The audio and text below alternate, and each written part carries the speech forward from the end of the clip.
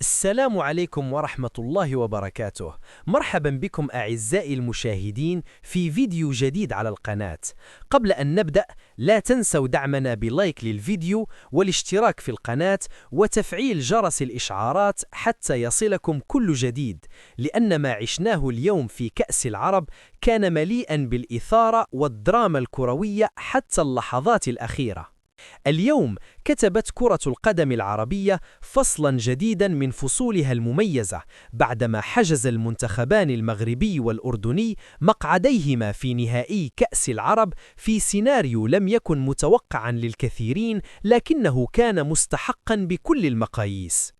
المنتخب المغربي دخل مباراة نصف النهائي أمام منتخب الإمارات وهو يدرك جيدا أن الخطأ ممنوع، وأن الوصول إلى النهائي يتطلب تركيزا عاليا وحسما مبكرا.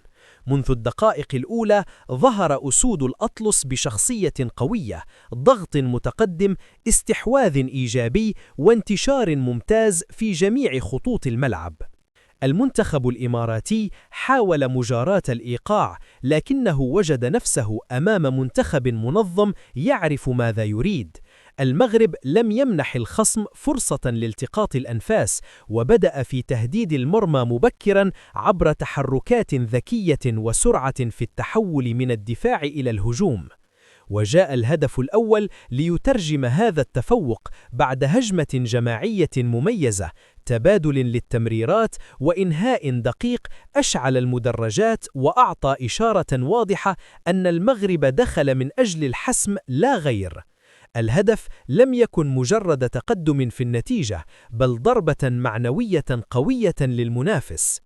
بعد الهدف الأول واصل المنتخب المغربي سيطرته بثقة كبيرة دون تسرع، مع إغلاق المساحات أمام محاولات الإمارات.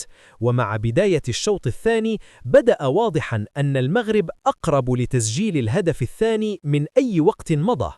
وبالفعل جاء الهدف الثاني ليؤكد الفارق الفني والبدني بين المنتخبين، هدف منح اللاعبين أريحية أكبر وفتح المساحات وجعل التحكم في مجريات المباراة شبه كامل لصالح أسود الأطلس.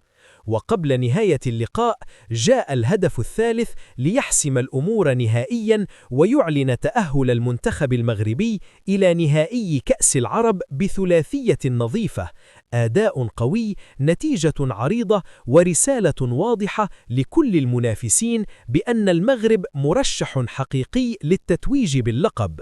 وفي نصف النهائي الآخر كانت الأنظار تتجه إلى مواجهة لا تقل قوة وإثارة بين منتخب الأردن ومنتخب السعودية، مباراة عنوانها الصراع التكتيكي والانضباط الدفاعي.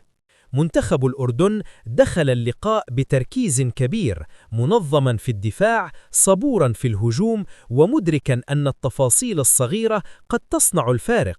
في المقابل حاول المنتخب السعودي فرض أسلوبه والاستحواذ على الكرة، لكنه اصطدم بدفاع أردني صلب وحارس متألق.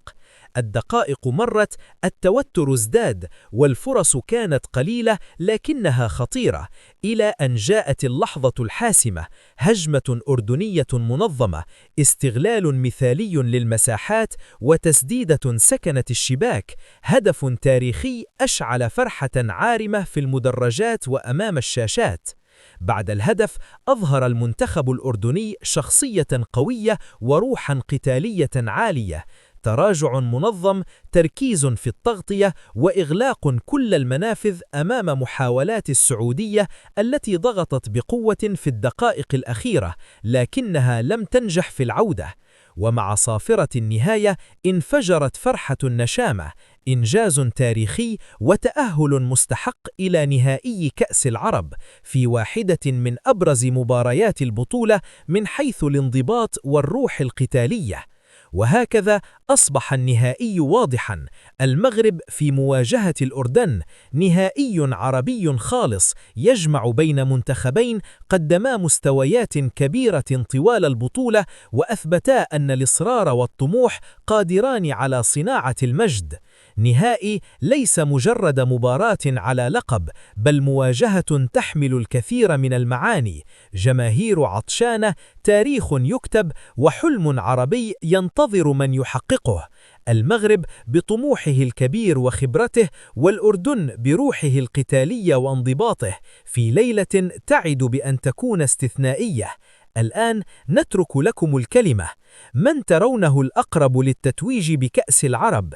هل يواصل المغرب عروضه القوية، أم ينجح الأردن في كتابة مفاجأة تاريخية؟ شاركونا آراءكم في التعليقات، ولا تنسوا دعم الفيديو بلايك والاشتراك في القناة. نلتقي في فيديو جديد إن شاء الله، والسلام عليكم ورحمة الله وبركاته.